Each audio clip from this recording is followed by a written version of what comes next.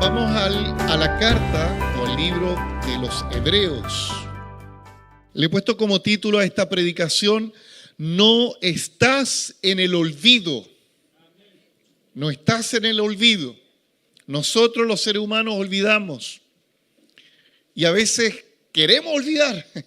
Y a veces, porque tenemos una mente tan limitada, se nos olvida un asunto o se nos olvida alguna acción de una persona que tuvimos, que experimentamos.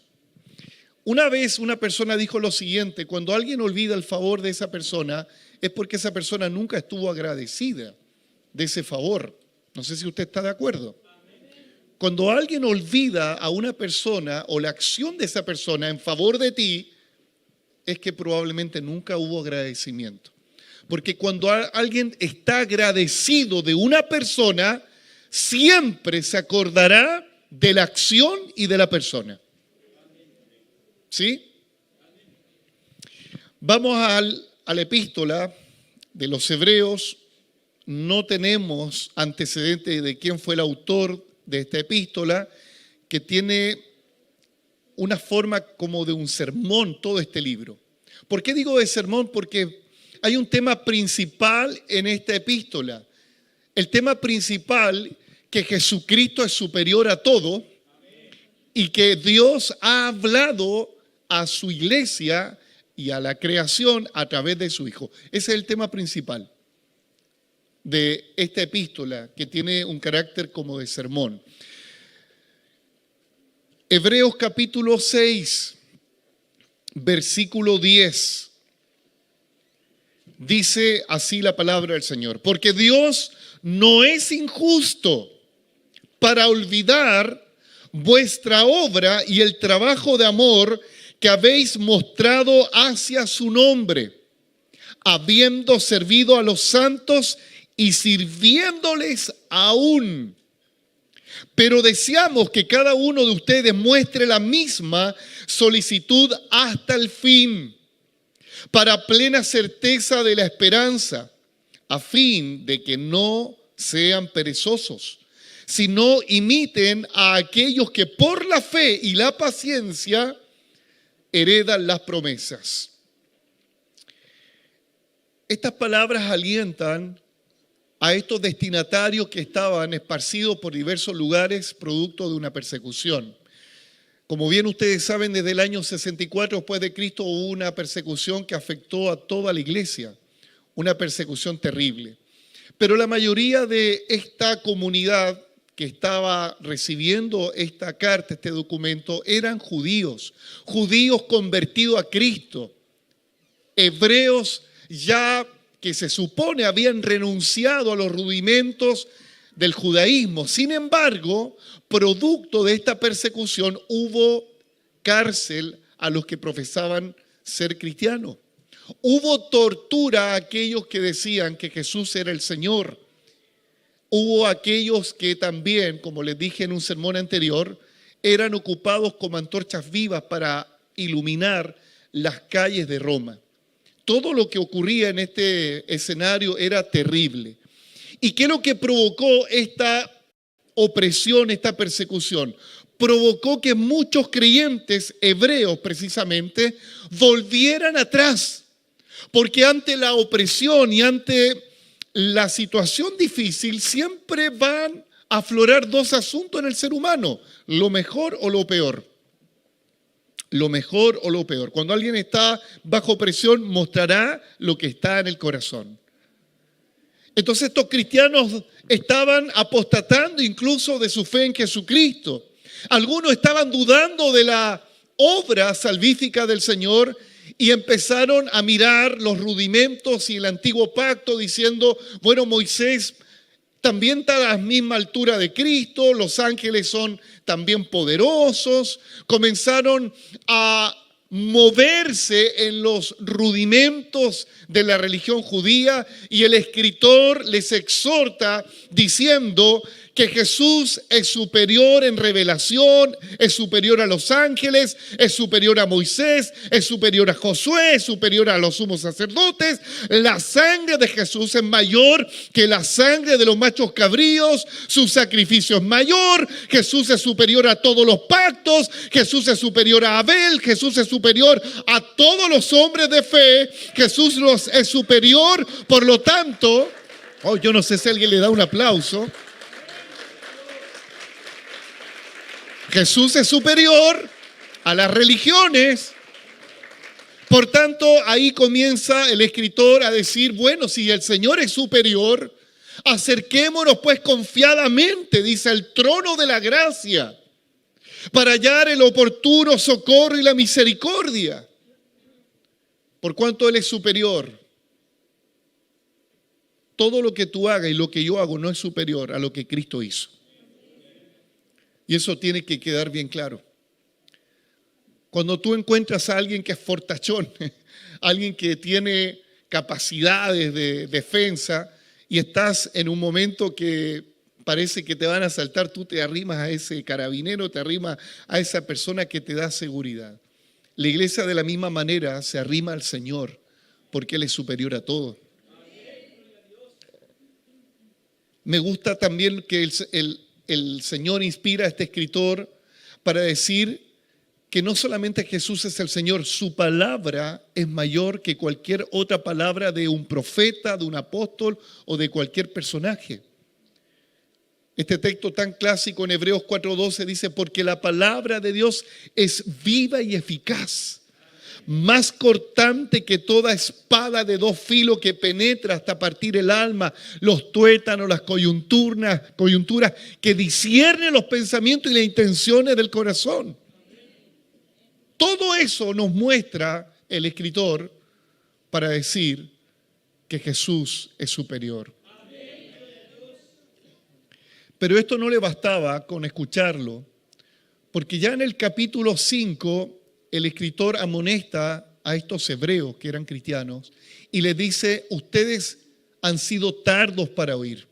O sea, le estoy explicando con manzana y peritas que Jesús es superior a todo el ritual judío, que entre paréntesis, voy a pisar algunos callitos acá, no sé por qué, pero hay una tendencia en este tiempo de que la iglesia se parezca mucho a lo que es la tradición judía, con banderas, con atuendos, con la música. Hermano, no es malo, creo, tener algún gustito por lo que es hebreo, por las canciones, por la cultura. El problema está que todo comienza por una moda, una forma, y no nos damos cuenta que podemos deslizarnos en lo que es ser una iglesia judaizada, una iglesia con rudimentos del Antiguo Testamento.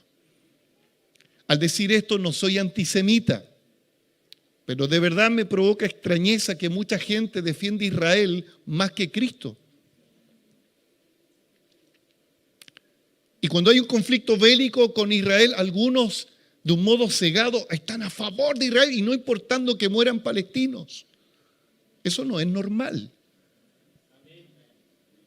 Y como bien le he dicho a ustedes, nuestra posición como iglesia es que el pueblo de Dios no es aquel que nace en Israel solamente por tener una nacionalidad hebrea. El pueblo de Dios puede ser un chino, un japonés, un hombre de Turquía.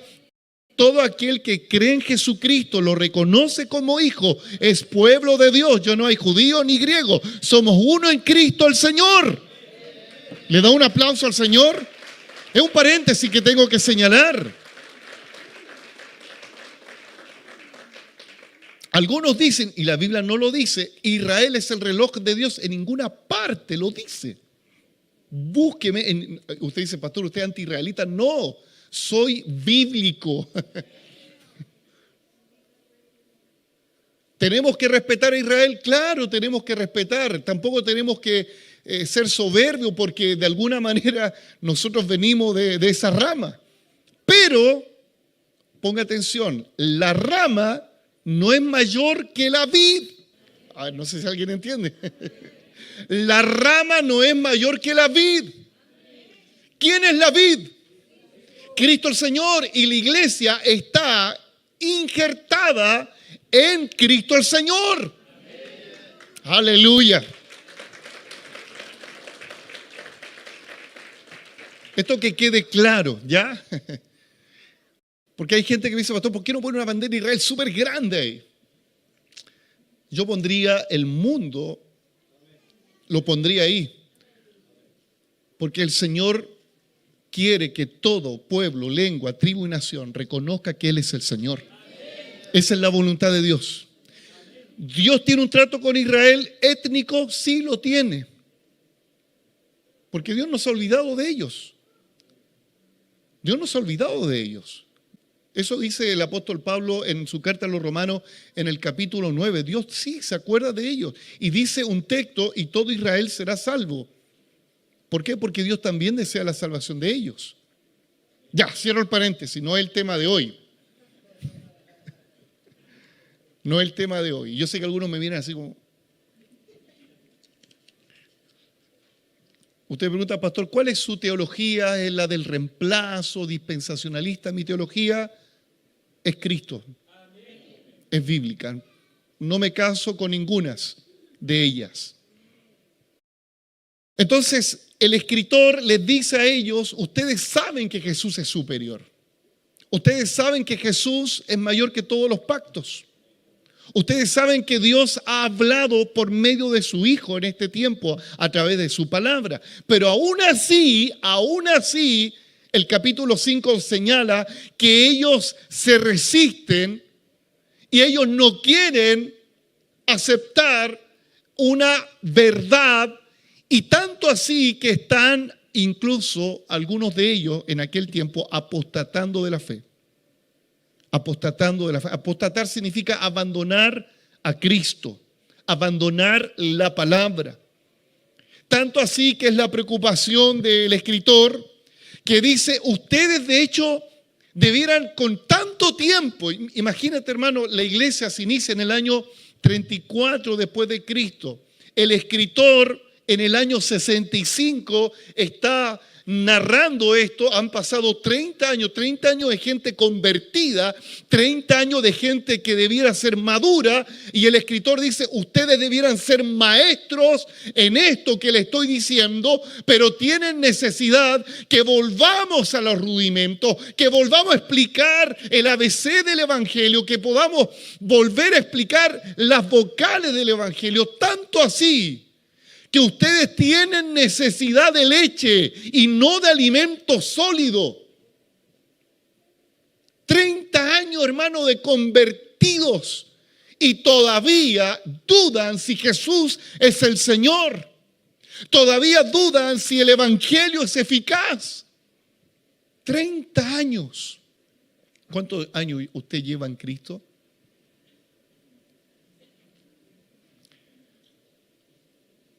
Y el escritor dice, la leche es para las personas que son inexpertas, pero el alimento sólido es necesario para ejercitar los sentidos y el discernimiento.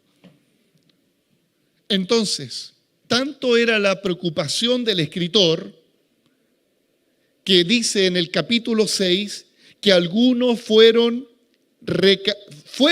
abandonando al Señor, recayeron en sus pecados antiguos, se olvidaron del Señor, y todo el capítulo 6, desde el versículo 1 hasta el 9, está hablando del peligro de la apostasía. Pero aún así, en esta advertencia, el versículo 10 es una luz de esperanza. Porque es verdad que Dios nos advierte, es verdad que Dios nos amonesta, es verdad que Dios nos tira las orejas, es verdad. Pero siempre hay un versículo 10. Siempre hay una puerta, una salida al peligro, hay una salida a la apostasía, salir de ahí. El versículo 10 señala al escritor una esperanza a aquellos que están debilitados, una esperanza a aquellos que dudan de que si Cristo es el Señor, Una esperanza de que si alguien piensa que servir a Dios ha sido en vano. Un versículo 10 que muestra lo siguiente: que Dios no es injusto para olvidar todo lo que has hecho para Él, todo el trabajo de amor que habéis mostrado hacia su nombre. Y habiendo servido a los santos, aún algunos seguían sirviendo al Señor. Lo que observo es que Dios no se olvida. No se olvida del descarriado, no se olvida del descarriado. ¿Se olvidará Dios de aquel que está apostatando de la fe? No se olvida.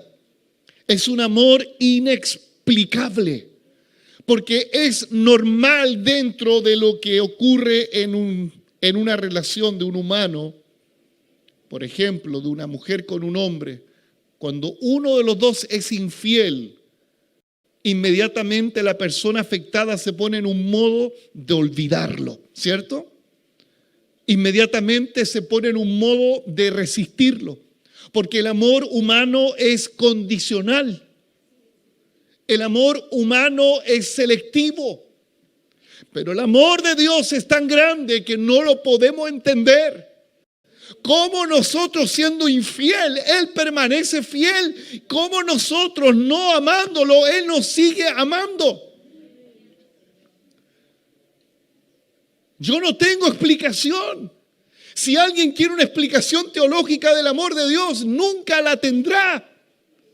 Solamente puedo decir que usted tiene que experimentar ese amor, porque va fuera de la lógica.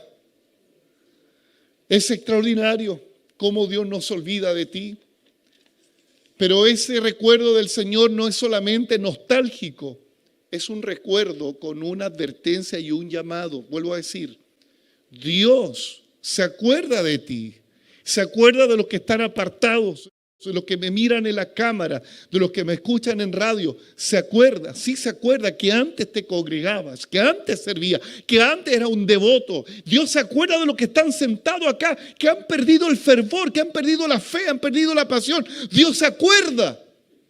Pero Él no se toma un mate recordando y llorando en el cielo. Hoy te acordáis del Juan, cómo me servía, y llorando ahí. No. Dios se acuerda, pero Él actúa para llamar tu atención. Hay una palabra que a mí me conmueve tanto cuando Dios le habla a Israel, un pueblo rebelde, que se olvida del pacto del Señor, y cíclicamente el pueblo de Israel iba así como nosotros también. Un día estamos bien, un día estamos mal, nos arrepentimos, nos volvemos al Señor. Un día estamos bien, un día estamos mal, nos arrepentimos. No debiera ser así. Nosotros debiéramos ir de menos a más, de gloria en gloria. No así, circularmente.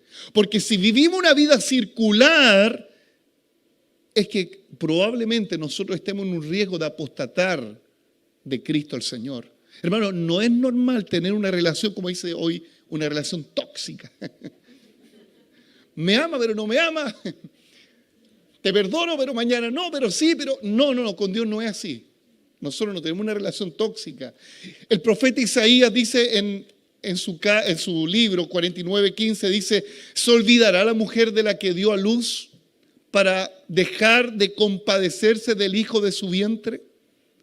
¿Habrá alguna madre que se olvide de su hijo, aún el más rebelde? Ha puesto un botón, la mamá de un delincuente que está en la cárcel, ¿se olvidará esa madre? Y no sé por qué será que el hijo que más te llevó a tener sufrimiento es la que con mayor amor está ahí para salvarlo de las garras del peligro. Ese es un amor incomprensible de las madres. Pero dice Isaías, aunque esa madre se olvide del hijo, dice: yo nunca me olvidaré de ti. Yo nunca me olvidaré de ti.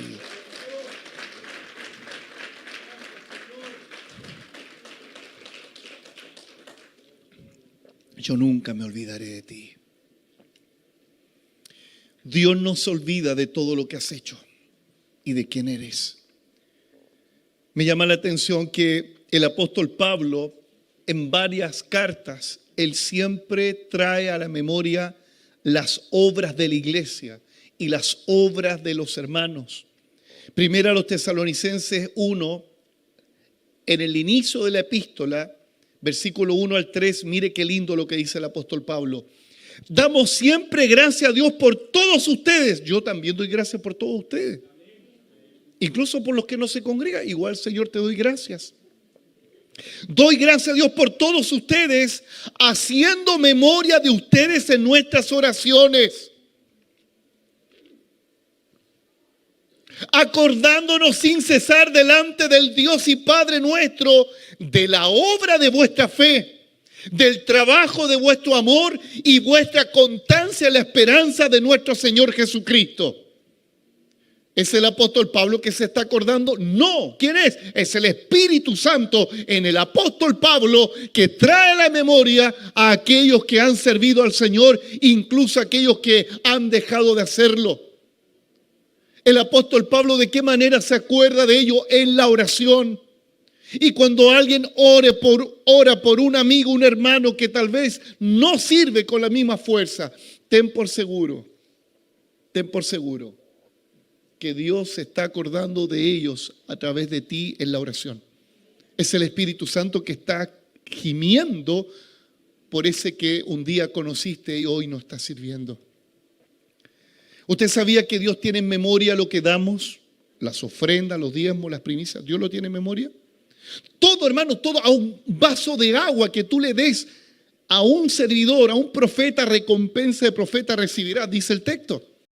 Todo lo que tú hagas tiene recompensa. Las ofrendas también. Había un hombre llamado Cornelio, que él estaba en un tiempo de devoción con Dios y de pronto se le aparece un ángel.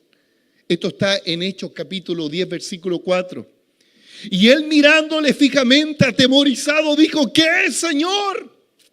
Y dijo este varón de Dios: tus oraciones y tus ofrendas, tus limosnas han subido para memoria delante de Dios. ¡Wow! Dios lo tiene en memoria. Todo lo que tú das, lo que haces, lo tiene en memoria. Si la tentación nuestra es decir, todo lo que he hecho ha sido en vano. ¿Cuánta gente se ha ido de congregaciones diciendo: no me han reconocido el trabajo, el servicio? Que es un paréntesis, usted nunca haga algo para que lo premien y públicamente lo aplaudan. No. Dios se encarga. Aunque a mí se me olvide reconocer tu trabajo, aunque a mí se me olvide honrar tu persona, tu nombre y todo lo que has hecho, Dios no se olvida. Incluso lo que tú haces en privado. Y generalmente es ahí el punto importante. Que todo lo que tú haces en privado, sin tocar trompeta, diciendo: estoy haciendo esto, estoy ayunando, estoy orando, estoy yendo. No, tranquilo, hazlo callado, piola. Piola en el griego es callado.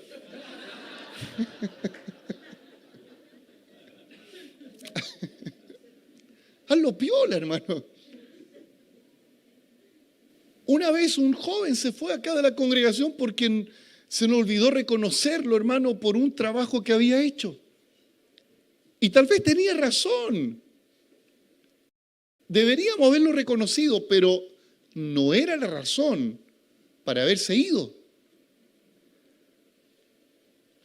Dios tiene memoria de las ofrendas, de los diezmos, de las primicias, de tus servicios, de todo lo que has hecho. ¿Sabe? El apóstol Pablo, cuando le escribe a Timoteo, en su segunda carta, en el capítulo 1, hay algo tan lindo que Pablo le dice a Timoteo. Lo primero que le dice, lo mismo que le dice a la iglesia de Tesalónica, lo primero, en el capítulo 1, versículo 3, segunda Timoteo: doy gracias a Dios, al cual sirvo desde mis mayores con limpia conciencia, de que sin cesar me acuerdo de ti en mis oraciones noche y día. deseando verte al acordarme de tus lágrimas para llenarme de gozo, trayendo a la memoria la fe no fingida que hay en ti, la cual habitó en tu madre Eunice y en tu abuela Loida. Usted dice qué lindo el apóstol Pablo que se acuerda de todas las personas. No es el apóstol Pablo, es el Espíritu Santo en el apóstol Pablo. Es el Espíritu Santo. Usted y yo somos fruto de alguien que oró, pero ese alguien fue el Espíritu Santo que se estaba acordando de ti. Es el Espíritu Santo que se acuerda de tus hijos. Cuando tú te acuerdas de tus hijos, es el Espíritu Santo que se acuerda de aquel que nadie lo visita, de aquel que fue un guerrero de Dios que hoy está abandonado, porque eso es lo más triste dentro de nuestras filas evangélicas. Cuando alguien falla, un general, un capitán, un soldado de Jesucristo, alguien falla, existe un escuadrón de santurrones implacables que parece que esperan la carnada de aquel que cae y empiezan a picotearlo y a murmurar contra él. Yo no sé por qué siempre habrá grupo de personas que siempre están solamente, parece, dedicadas como inspectores, fiscalizadores de la santidad de otros, preocupados de la paja que tiene el prójimo y no se dan cuenta de la viga que tienen en sus dos ojos. Amados hermanos, lamentablemente entre nosotros y en la iglesia del Señor y en la comunidad siempre va a haber gente que solamente se dedica a juzgar, a criticar y a condenar. Pero también hay gente, como dice Pablo a los Gálatas en el capítulo 6, que son verdaderos espirituales, que cuando sorprenden a alguien en una falta se acuerdan de ellos y, como dice el texto, los restauran, los levantan con espíritu de mansedumbre, considerándose uno a sí mismo. No sea que uno mismo también caiga en el mismo error.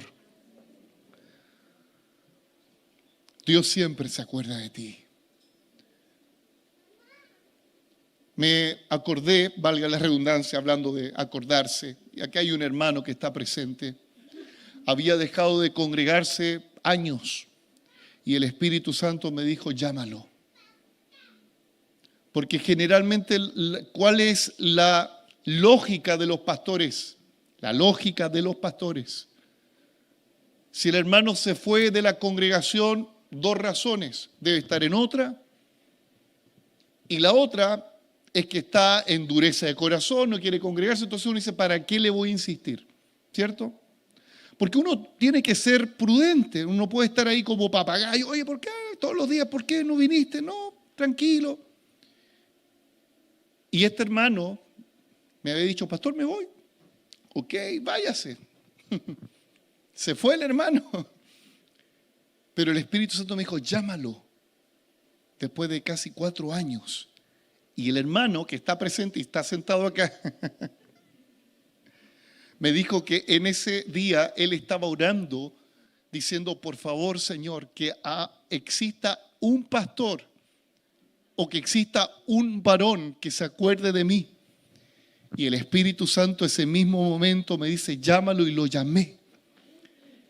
Y él quedó atónito. Me dijo, pastor, ¿usted es el pastor Sergio? Sí, el pastor Sergio. Él se quebrantó por teléfono y dijo, yo estaba esperando que alguien se acordara de mí.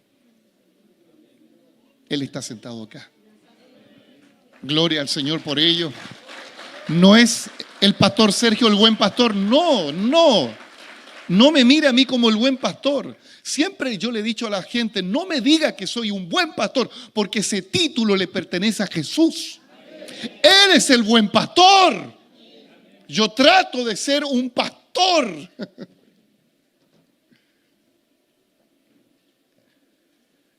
Aunque todos se olviden de ti, aunque tu padre o tu madre te dejaren, dice el texto, el Señor con todo te recoge.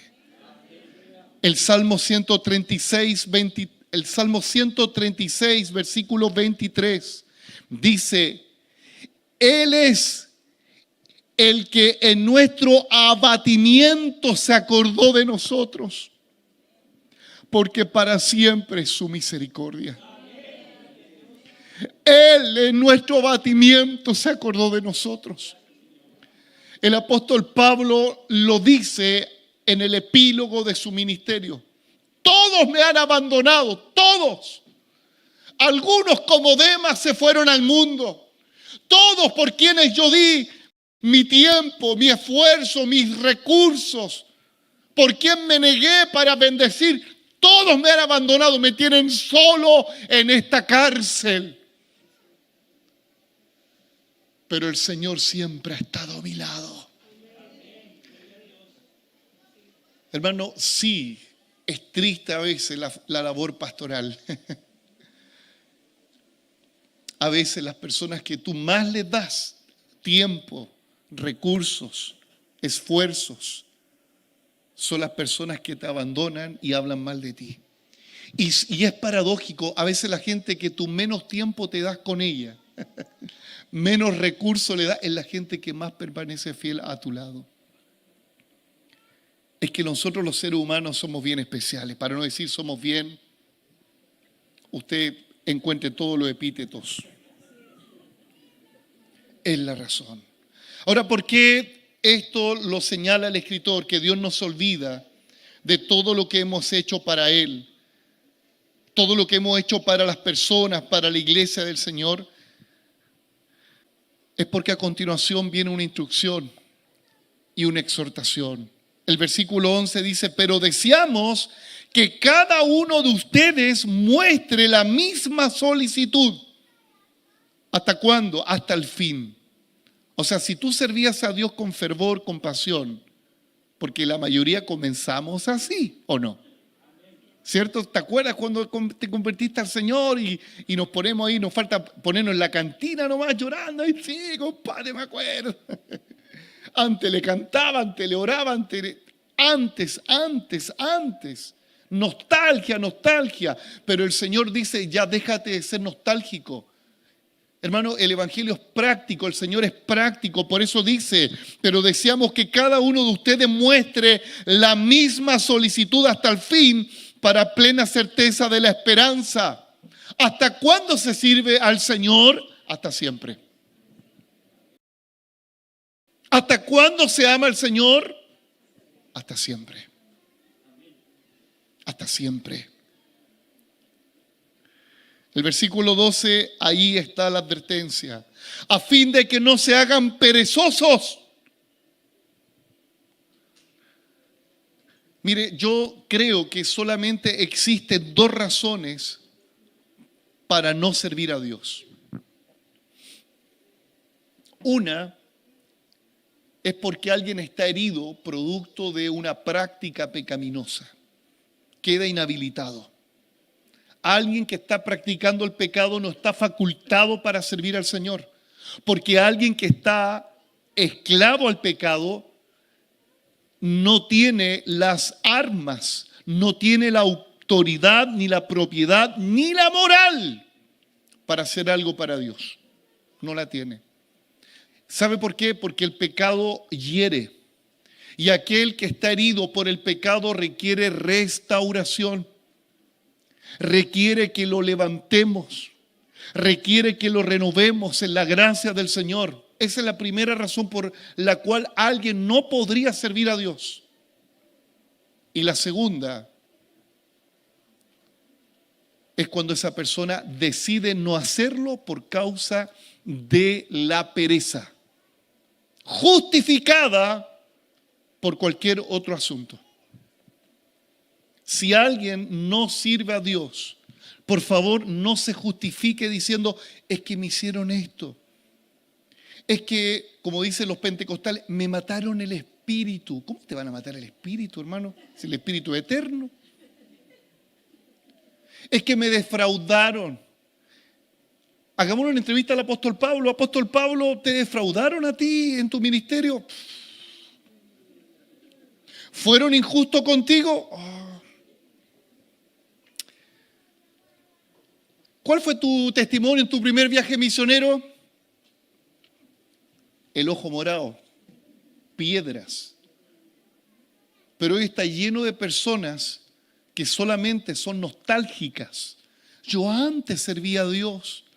Yo antes hacía esto, pero... Y siempre aparece el pastor en la conversación. Pero ese pastor me hizo esto, este pastor... Amado hermano, aunque yo te fallara y espero nunca hacerlo en el Señor, aunque yo te defraudara, usted ponga su mirada en el Señor.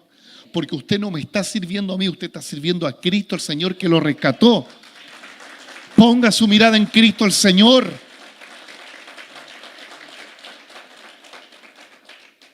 Hermano, hasta el fin no tiene que ver con tiempos ahí como de año sabático, como algunos llaman.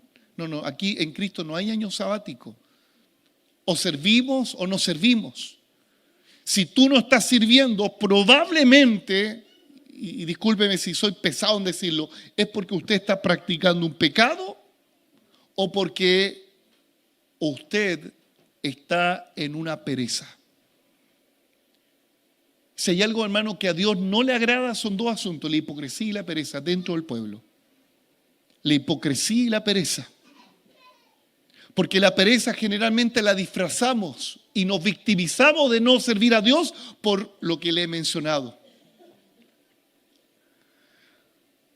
Ahora, ¿por qué está esta exhortación? Primero, porque el autor está diciendo que Jesús es el Señor. Y si yo estoy bajo un Señor, ¿qué tengo que hacer? Servirle. ¿Cierto? Lógico. ¿Por qué también el autor de los Hebreos nos insta a servir al Señor hasta el fin? Porque usted y yo fuimos creados para buenas obras. Eso dice Efesios 2:10. Dice que somos hechura suya, creados en Cristo Jesús para buenas obras, las cuales Dios preparó de antemano para que anduviésemos en ella. Usted es una nueva creación, una nueva criatura. ¿Para qué? Para beneficiarse solamente de los cariñitos del Evangelio, no solamente de eso, para servir al Señor, para buenas obras. Es verdad que nadie es salvo por obras, pero aquel que es salvo mostrará obras. Aquel que es salvo tendrá frutos evidentes de que ama al Señor. Siempre yo le he dicho a ustedes, el amor y la gratitud se demuestran con obras concretas, con hechos concretos. Y no solamente lo dice el pastor Sergio, lo dice la Escritura. El apóstol Juan en su carta universal dice, hijitos, no amemos solamente de palabra, sino amemos con hechos de verdad. Y si alguien dice tener fe, que dice el apóstol Santiago, bueno, tiene fe, muéstralo con tus obras. Entonces, ¿por qué tenemos que servir hasta el fin? Primero, porque Él es el Señor. Él es superior. Él es superior. Segundo, porque fuimos creados para buenas obras. Lo tercero, porque es un mandamiento. Ama al Señor tu Dios con todo tu corazón, con toda tu mente, con todas tus fuerzas. Yo sé que hay algunos creyentes que son como mentalistas. Todo aquí, hermano, en la mente, sirven al Dios en la mente, así. No le falta que alguien haga telequinesis y que de pronto con la mente mueva la escoba, así.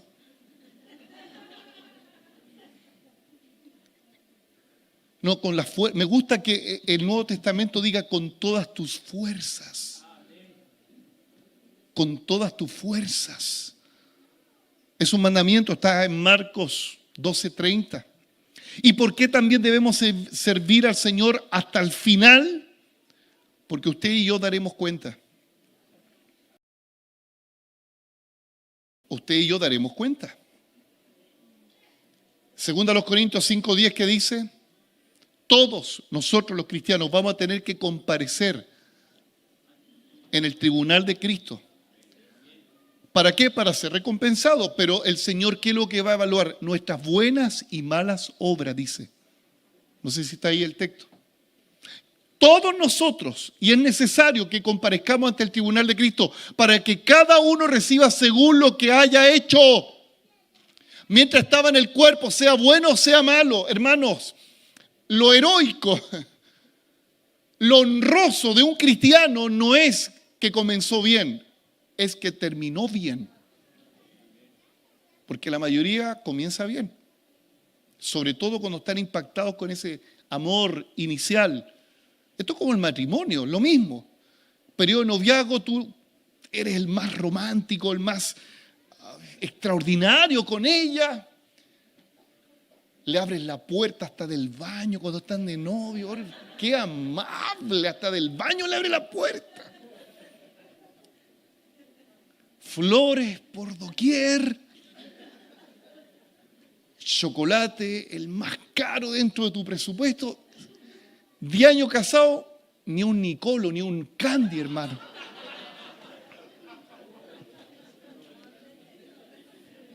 Tu esposa queda atrapada en el dormitorio, la chapa se echó a perder y tú. Es fácil arreglarla. Antes le abrí la puerta del baño.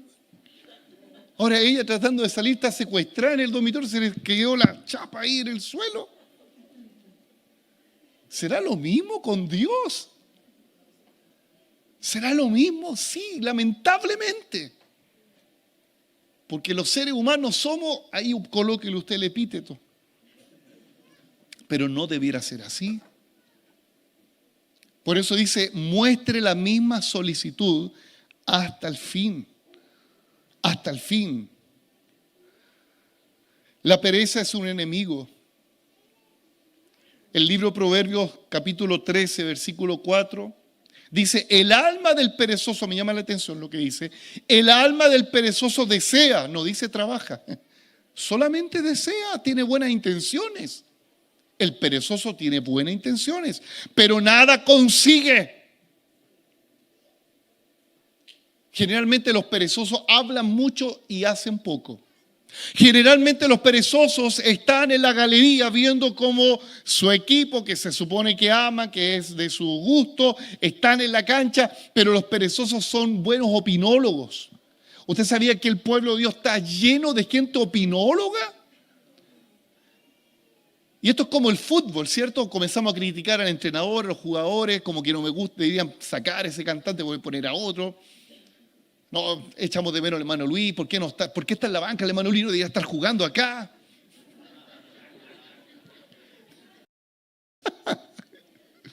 Deberían cambiar el líder, igual que en el fútbol. ¿A quiénes les gusta el fútbol? ¿No somos así o no? Empezamos a criticar al entrenador, al pastor, a los jugadores, y tú estás ahí comiendo snack en la casa. Dios. Es que así hay muchos, hermanos, hay muchos que están ahí también viéndonos, que aquí estamos jugando, nos ponemos la camiseta de Cristo. Vi un comentario, me llamó mucho la atención en las redes sociales de lo que estamos haciendo con la intervención urbana, y un comentario, hermano, que me dio risa. Decía, podrían ser más afinados. Pero no me dio risa por las desafinaciones supuestas.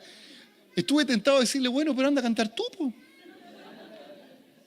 Claro que es fácil decir, oh, están desafinados, en vez de ver lo bueno, hermano. No, están desafinados. La pregunta es, ¿usted es un opinólogo del Evangelio? Hermano, muestra un botón, usted vaya a las redes sociales, ¿cuánta gente opinando de Biblia, de teología, en la sana doctrina, algunos puros de la sana doctrina? ¿Y sabe lo que el Espíritu Santo me hablaba? Me decía que yo le dijera a usted que de sana doctrina como yo, no se ponga criticón. Un silencio rotundo. Hermano, la crítica es buena, pero el criticón no tiene críticas constructivas, solamente críticas que van aportillando al que está en un error. Bueno, alguien de sana doctrina tiene un corazón sano.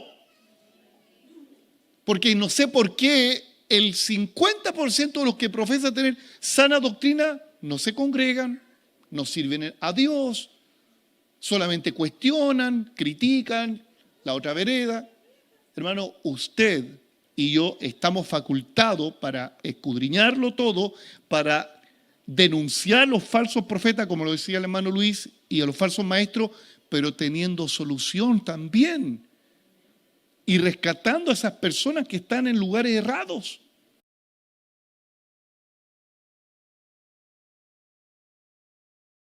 Todo aquel que no se congrega, todo aquel que no sirve al Señor, por favor, no se justifique, victimice. Hermano, yo me compadezco de personas que vienen heridas, me compadezco.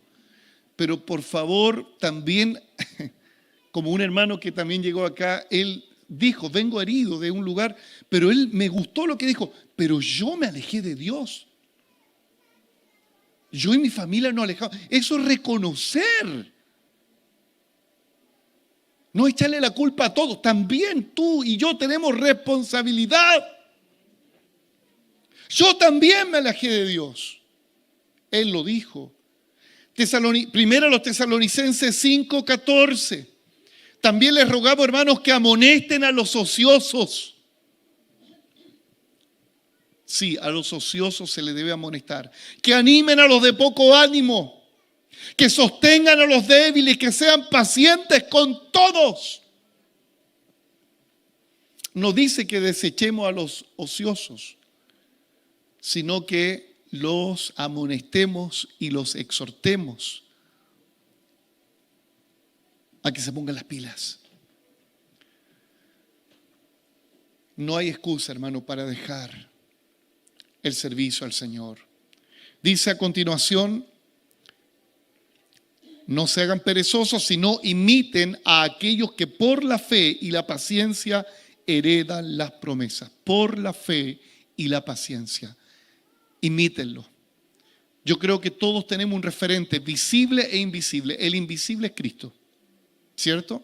Pero hay personas visibles que han sido una inspiración de servicio. He visto a su esposa, a su esposo, sus hijos servir al Señor. Para mí son ejemplos. Ahora, si hay alguien que no lo hace, no estoy para condenarlo. Estoy para animarlo. Sirva a Dios con tus hijos. Sirva a Dios con tu esposa, con tu familia. Sirvan al Señor. Si no lo hacen, no te estoy condenando. Pero si es por pereza, te estoy amonestando por la palabra. Deja la pereza. Yo creo, hermano, en mi concepción personal, que uno de los problemas que gatilló la caída en el huerto del Edén fue por la pereza de Adán. Porque a Adán se le dio la responsabilidad de administrar el huerto. Administrar significa vigilar, saber lo que ocurre. Pero por alguna razón Eva dejó de ver las comedias y fue a vitrinear ahí al huerto. Y Adán estaba en el fútbol, tal vez viendo el CDF, la Copa América, no lo sé. Ya no es CDF, como el tenis ese. Pecadores no es que andan viendo fútbol. Dios tenga misericordia. Pecadores no. Entonces yo creo, hermano, en mi concepción, tal vez estoy errado, pero Adán, ¿por qué no cuidó de su esposa? ¿Por qué no estuvo vigilando en el huerto? ¿Sabe? No lo dice la Biblia, no me mire como hereje, no me tire piedra. Pero yo creo que la pereza de Adán hizo que él no estuviera atento con el huerto. ¿Se quedó dormido a lo mejor? No lo sé. Usted saque sus conclusiones. Hermano, la pereza provoca que el ladrón venga y hurte. ¿Cuántos de ustedes tienen esa flojera? Dice, está helado, ¿cierto? Está súper helado y tienes que cerrar la reja del jardín y hay una escarcha terrible. Señor, cuida mi casa. Y te entran a robar. La pereza de no haberse levantado, de haber puesto candado a la reja. Hermano, la pereza es un peligro. Dios aborrece la hipocresía y aborrece la pereza. El apóstol Pablo dice en su carta a los Corintios que nuestro trabajo en el Señor no es en vano. No es en vano. Y tal vez alguno de ustedes no tenga pereza, esté debilitado físicamente. Porque pereza no es lo mismo que estar debilitado anímicamente y físicamente, no es lo mismo. Pereza teniendo toda la vitalidad y tú te echas ahí en los laureles. ¿Se entiende qué es lo que es pereza? No es lo mismo que tú no tengas fuerzas, porque eso no es pereza, es parte de nuestra humanidad. Y tal vez alguno de ustedes está con poco ánimo este día. Alguno de ustedes añora tener ese servicio que antes tenías para el Señor. Esa fidelidad en congregarte, lo añoras y estás debilitado, estás desanimado, pero en esta hora, por esta palabra, yo te insto a que cobres ánimo. Que cobres ánimo. Porque tenemos que mirar a los que dice el texto acá, a los que tenemos que imitar a aquellos que por la fe y la paciencia heredan las promesas. Yo no sé qué situación hoy te encuentras, pero no le eches la culpa a nadie. Solamente mira tu corazón y evalúa. ¿Estoy dejando al Señor? ¿Estoy dejando de servirle con esas ganas que antes lo hacía?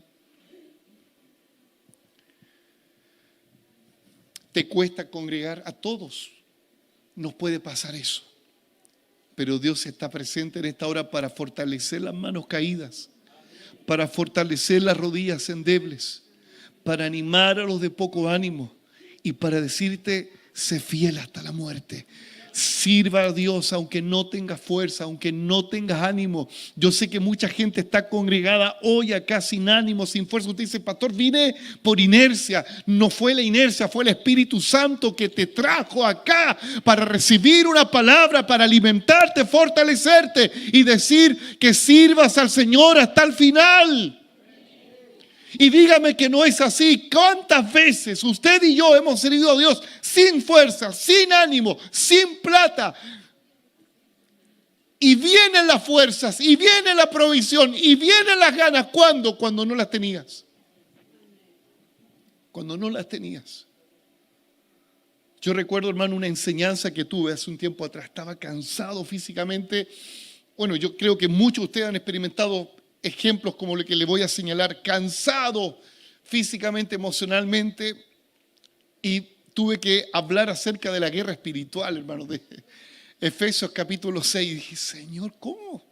¿Con qué fuerza, con qué ánimo voy a hablar esto? Y me puse a hablar, hermano, sin el ánimo que se requería, humanamente hablando, y el Espíritu Santo comenzó a fortalecerme en el poder de su fuerza. Mientras leía la palabra, mientras la exhortaba, la palabra me estaba bendiciendo a mí, me fortalecí yo en el Señor y en el poder de su fuerza. Tomé la armadura y fue un momento glorioso. Reprendimos las obras del diablo que estaban operando en las personas y Dios trajo victoria. ¿En quién? En alguien débil emocionalmente, débil físicamente, que se dispuso. Que se dispuso. Hoy no nos persigue Nerón. Hoy no nos persigue Roma, hoy te persigue. Las comodidades de este mundo te persiguen. Hoy te persiguen los placeres de este mundo, te persiguen. Hoy te persigue una deuda, una preocupación, una enfermedad crónica. Te persigue tal vez eso. Pero eso no es impedimento para tomar el texto de decir, serviré al Señor hasta el final de mis días.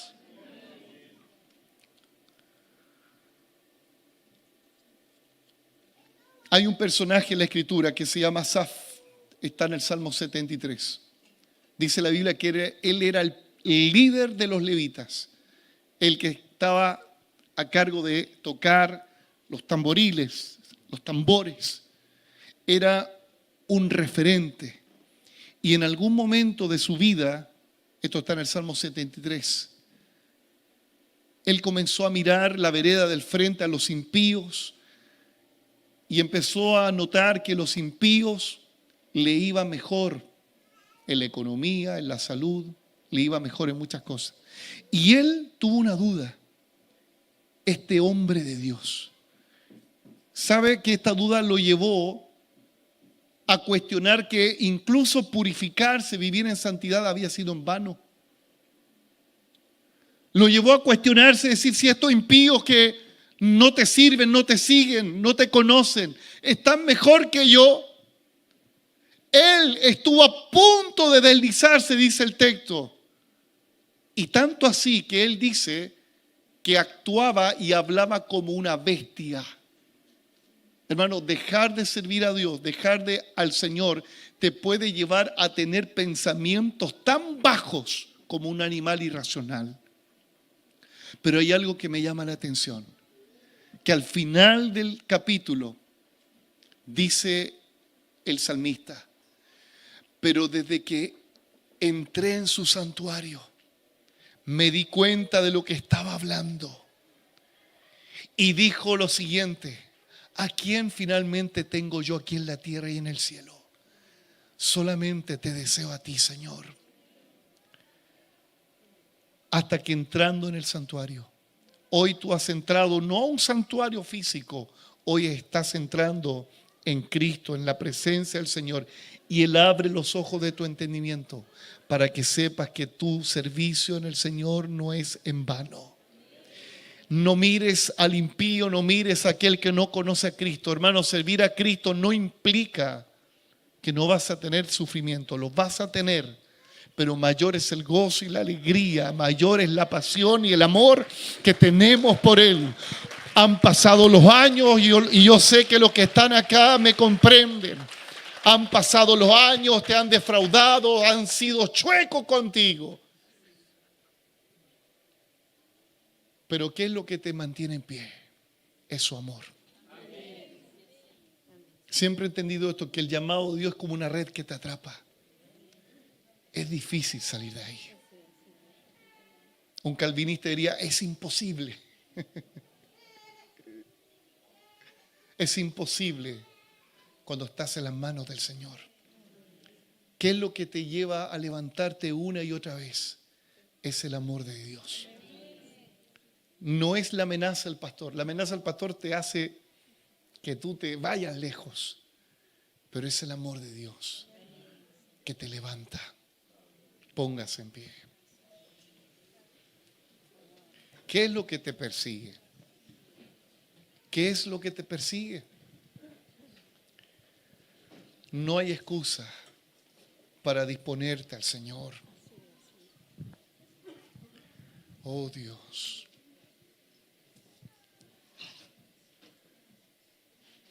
Espíritu Santo, tú nos traes a la memoria el ejemplo más grande que es Cristo el Señor.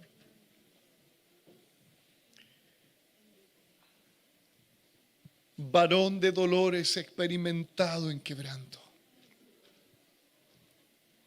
Aún así, como un cordero inmolado, no abrió su boca para reclamar. Y cumplió la asignación del Padre. Tú y yo tenemos asignada una labor en esta tierra. Déjese de reclamar y sirva a Dios con todo el corazón. Disponga sus dones, disponga su tiempo, sus capacidades. Él se dio todo por ti y Él no te exige nada sin antes Él lo haber vivido. Él lo vivió antes. En tiempo de Santa Cena generalmente yo no hago llamados, pero el Espíritu Santo me dice que llame a personas que están debilitadas en la fe, que están con pocas fuerzas. Y también llamo a los que han sido ociosos, porque los ociosos generalmente reclaman. Y Dios dice, ven acá, porque voy a cambiar tu reclamo por un cántico nuevo. Voy a cambiar tu reclamo, tu dolor, por un canto de adoración al Señor. Vengan acá, todos los que están acá, vengan aquí por favor, al encuentro del Señor. Sal de tu silla, Él te está llamando. Él conoce a su iglesia. Él conoce a su iglesia. Él dice de su iglesia, conozco tus buenas obras. Conozco que eres una mujer y un hombre correcto en la interpretación de la Escritura. Conozco que has trabajado por amor de mi nombre. Conozco que así ha sido. Conozco que años me serviste con pasión, años me serviste con devoción. El Señor te dice, conozco tus capacidades, conozco tus talentos, dice el Señor. Pero ¿por qué no has servido ahora? Habla con Él aquí, habla con Él aquí. Espíritu Santo, trae, Señor, renuevo, trae fuerzas. Señor, yo no sé lo que persigue a mis hermanos. A los hebreos les perseguía Nerón Les perseguía la amenaza. Hay algunos que están acá que le amenaza una enfermedad, le amenaza una deuda, una preocupación. Le amenaza una traición de alguien. Le amenaza el ser defraudado. Ven, ven, sal de tu silla, ven acá, ven. Ven acá, ven, el Señor te está llamando. Ven, sal de tu silla. Ven, el Señor te está llamando. Él dice, sé fiel hasta la muerte y yo te daré la corona de la vida. Sé fiel hasta la muerte y yo te daré la corona de la vida. Vamos, tal vez no tienes fuerza para seguir a Cristo. Tal vez no tienes el ánimo, no tienes la devoción de antes. Pero el Espíritu Santo trae a la memoria la fe no fingida. El Espíritu Santo trae a la memoria todo el trabajo que has hecho por Él. Oh Dios, Cristo Jesús, eres nuestra plenitud. Vamos, los que están atrás, vamos, levanten su mano al cielo, vamos, hablen con Dios, todos hablando con Dios. Señor, ayúdanos a amarte con la misma pasión de antes. Ayúdame a amarte con la misma devoción. Ayúdame a amarte con la misma pasión que lo hacía antes, Señor. Oh Padre, perdónanos por ser flojos. Perdónanos por el pecado de la pereza. Perdónanos por ser flojos, por abrazar los deleites de este mundo y no abrazarte a ti, Señor. Perdónanos, Señor, por postergar el llamado, por postergar el congregarnos. Perdónanos, Padre, por dejar de congregarnos. Perdónanos, Señor, porque es un pecado. Perdónanos, Señor. Espíritu Santo de Dios, llena, llena, llena